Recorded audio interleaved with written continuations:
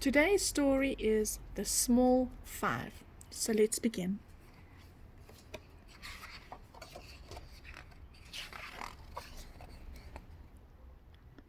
On the wild plains of Africa, they had an ancient rule. Each animal was taught their place from the earliest day of school. They learned that lion was the king, the main man of the plains, and elephant had second place because of her big brains. Then came leopard, sleek and strong, the toughest one to spot, and dozy half-blind rhino with his ground-shaking trot. And last came thorny buffalo, the grumpiest old man. Please don't mistake him for a cow if living is your plan. For years these big five ruled the roost through parks, reserves, and rivers. They claimed the prize for strength and size and giving us the shivers. Until one day a weaver bird had finally had enough and told her friend Elephant Shrew she wanted to get tough. They went to the head elephant, a kind old bull called Clive, and told him straight, "We'll make a bet. You can't beat the small five." So that's how it came about, the Battle of the Bush. 5 tests of key survival skills to see who'd get the push. Test 1. Hunting.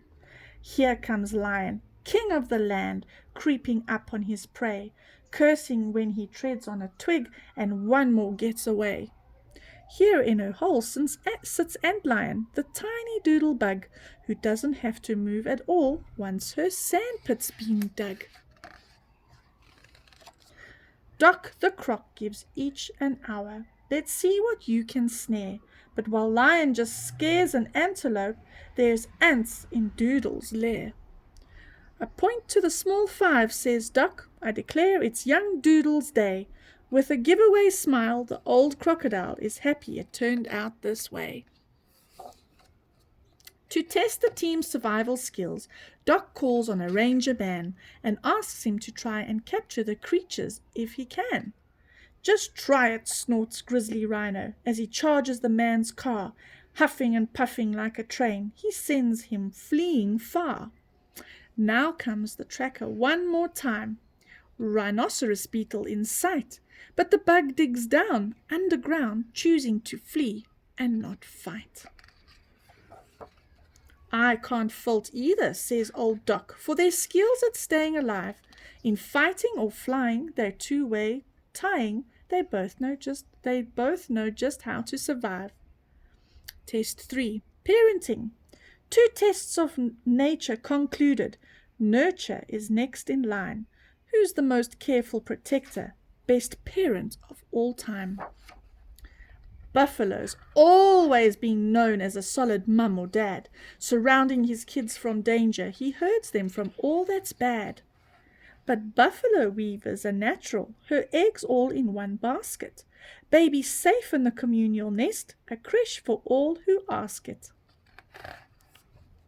"You're both fantastic parents," says Doc with a curious sigh.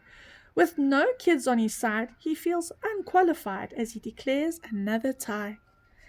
Now comes to what in many ways is the single greatest test, patience, the ultimate virtue, the will to outlast the rest. Test 4. Patience. Leopard thinks she deserves top spot, star of the waiting game. Looking down from her perch, she waits. Patience, her middle name. But leopard tortoise has other plans, knowing just what is at stake. Crossing the land at a dogged pace, he leaves the cat in his wake. But not awake, you understand, for the star is sound asleep. Upon her branch, full from her brunch, she barely utters a peep. "Leopard's a world champion waiter," chuckles old Doc with a long grin. "But that little tortoise, what things he has taught us! I have to award him the win." It's a while before the truth dawns as they head for the final round. A hush has fallen on the crowd. No one utters a sound. Test 5. Wisdom. Elephant is the first to say it, being one to speak her mind, that with 2 draws and 2 losses, her team's too far behind. We cannot catch up, she whispers to little Elephant Shrew, but as she spies the look in his eyes, she sees he already knew. The monkeys start chattering, birds flap, giraffes hold sway. The whole world seems to catch its breath. Something big is on the way. The small 5 have it, cries old Doc, and it's time we all realize that being big and tough isn't ever enough to judge someone purely on size.